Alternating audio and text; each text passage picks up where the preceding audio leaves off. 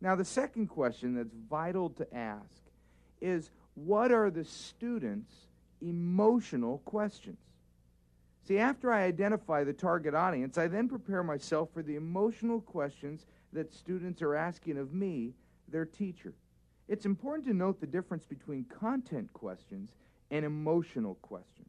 You see, content questions can change every week. There are questions like, is the Bible real? Why would a loving God allow pain? When it comes to a physical relationship, how far is too far? Are Methodists really Christians? That's not a question that would be asked, but those are content questions. Now, emotional questions are different because they rarely change. The emotional questions are these. Can I trust you? Do you care about me? And do you know what you're talking about? You see, even before Christ, Aristotle studied master communicators and made these questions famous by referring them to the ethos, pathos, and logos of communication. And what I want to do is I want to take a little bit of time and look at each of these that might help us be more effective communicators. The ethos that Aristotle referred to was where we get the word ethical and where we get the question that students ask, can I trust you? Students want to know this. They're thinking, are you a trustworthy person? Trust is a huge hurdle in the mind of a teenager, especially when it comes to listening to adult Christian leaders. They've seen so many examples of untrustworthy Christian leaders that they need to know that you're not one of those untrustworthy types. The pathos is where we get the word pity or empathy. This is where students are asking, hey, do you care about me?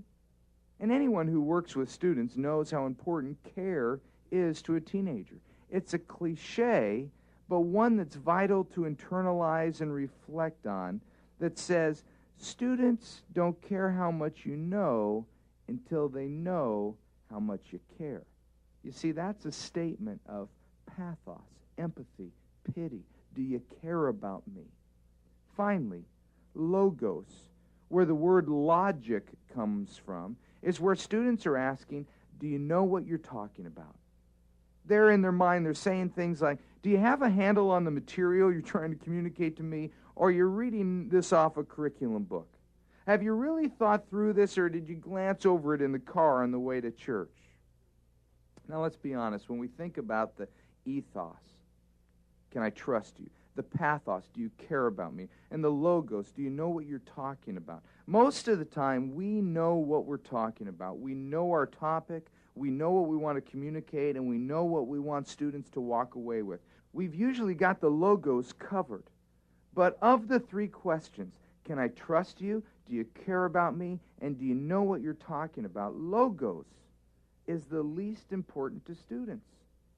If they don't trust you, and they don't think you care about them, it doesn't matter what you have to say or how much you know, because it will be irrelevant to their lives. They won't listen if they don't trust you or feel like you even like them. You might have great content, but if you're not a likable or a trustworthy person, you're not going to be a great teacher. Now, these three questions don't come out in formal ways like the content questions do.